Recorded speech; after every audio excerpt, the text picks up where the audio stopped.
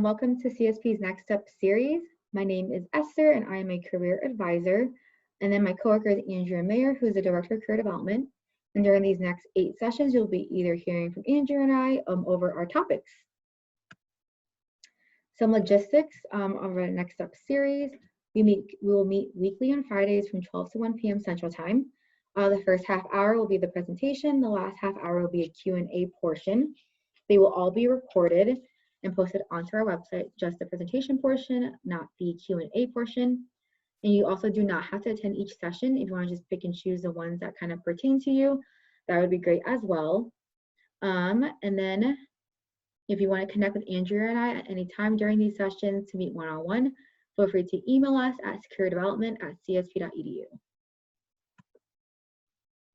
So here is a general overview of our weekly topics. Starting with today, preparing for your next step, jumping into week 2, which is an overview on updating and creating your resume. Week 3 is tips on networking and navigating LinkedIn, so virtual networking as well. Week 4, we'll dive into how to search for jobs and tips and resources for that. Week 5, we will look at graduate school exploration for those who are interested. And then also take note, there is the Minnesota government and nonprofit job and internship fair. You will receive a separate email on how to register for that for those who are interested. Week 6, we'll go over how to prepare for an interview. Week 7, we will do mock interviews. It's optional for virtual mock interviews. You do have to register by Friday, October 23rd. And this is only open to the first 20 students as well. And then we will end the session, end the series with week 8, which is negotiating salary and explain the offer. This is our agenda for the day, reviewing career development resources, setting realistic expectations, creating achievable goals, and then establishing your timeline. So looking at our brand new website, you have not checked it out yet, just go to csp.edu/careerdevelopment. There are so many resources on there. This is just a screenshot of a snippet of the main resources we offer for our students. One thing I want to point out is our job and internship search resources. On here, you're able to look at upcoming job fairs, job boards and their links to them, how to work with recruiters and employment agencies, and then also skills employers are seeking. So the link is at the bottom, the website link. Feel free to visit and just explore. Diving into today's topic, which is your countdown to graduation, I do want to acknowledge that a lot of you are on different timelines, so this is a very general overview. But I do want to dive in about how you need to just set realistic expectations. Searching for your first job or your 5th job or promotion is so much work. You might be seeking, it might sound super overwhelming, but it's nice for you to start preparing now to be prepared for when you have to apply for the jobs.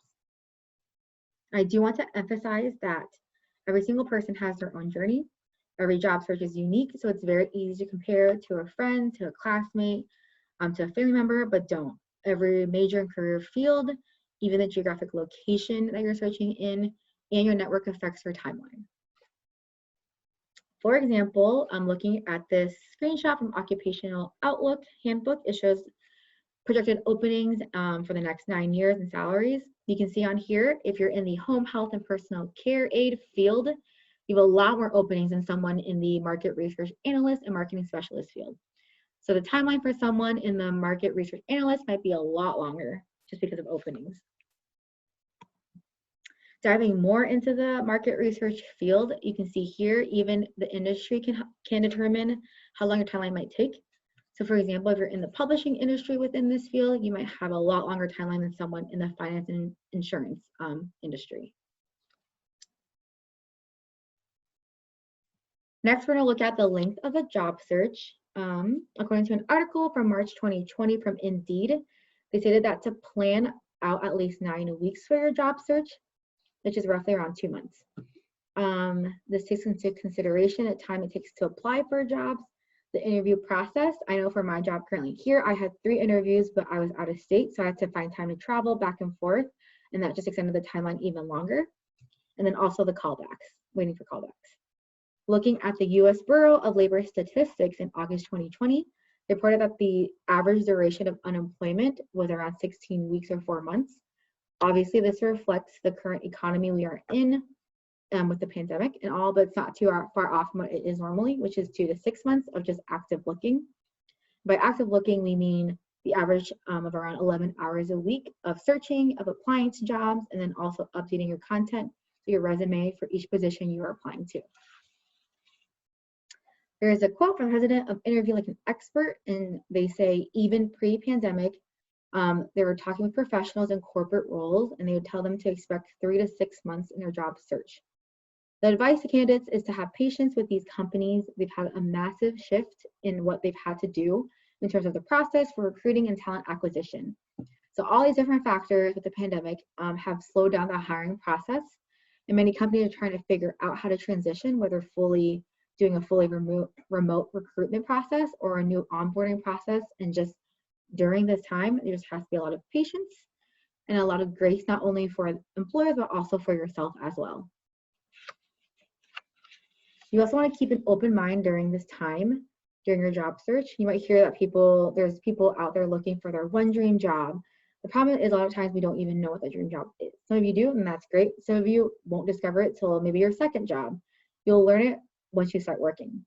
Just note that your career is a career journey, not it's not an ending point.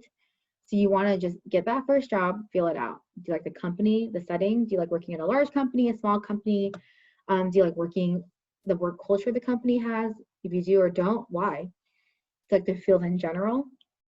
I know, for example, I took a job as a graphic designer. I really liked art. And so one of my first jobs was designing. And I thought I would love it. And I ended up disliking the first month just because I wanted to work with people. I discovered that quickly. I could not stare at a computer for 8 hours straight. It just wasn't who I was. And I had to experience that to learn that. But through the job, I learned so many skills I still use today. So it was a great benefit to work there as well. Also, you want to think outside of the box. For example, let's say you have a goal of being a teacher, but there's little to no openings in the area you're looking at.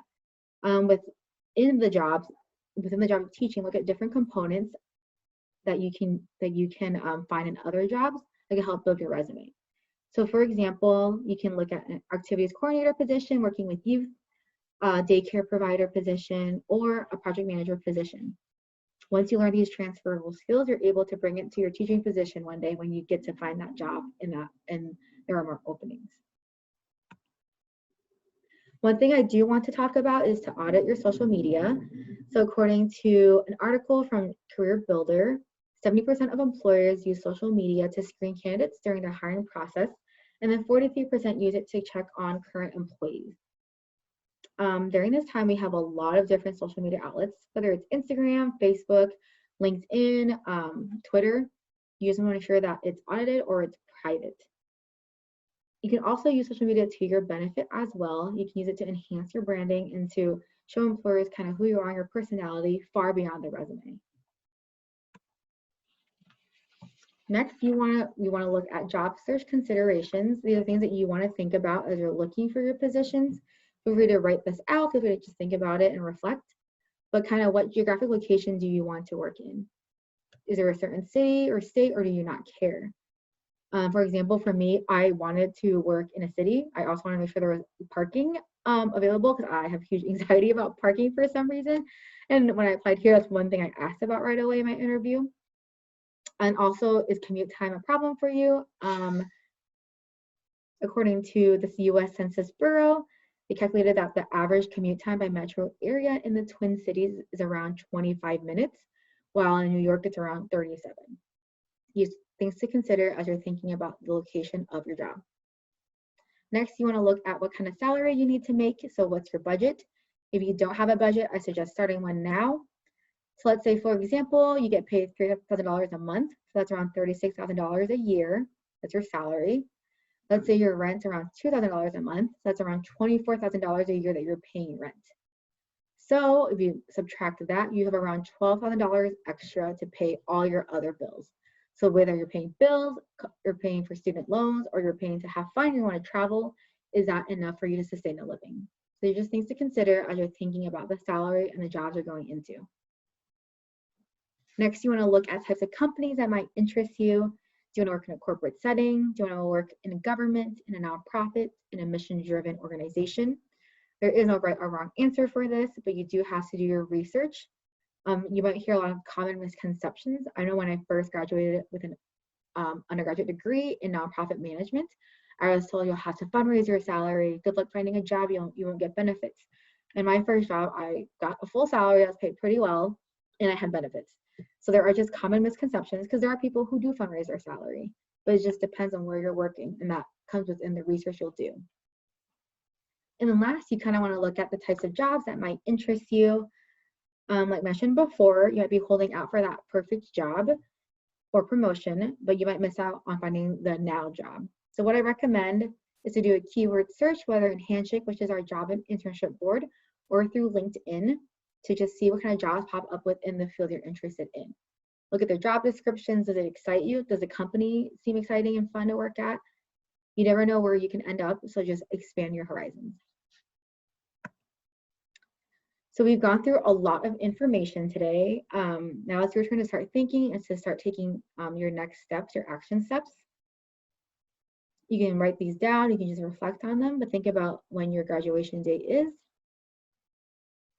When do you hope to obtain a new job or promotion by?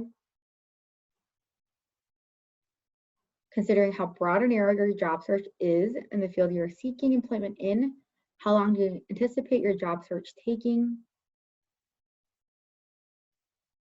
Based on when you hope to start work, when should you start applying to jobs?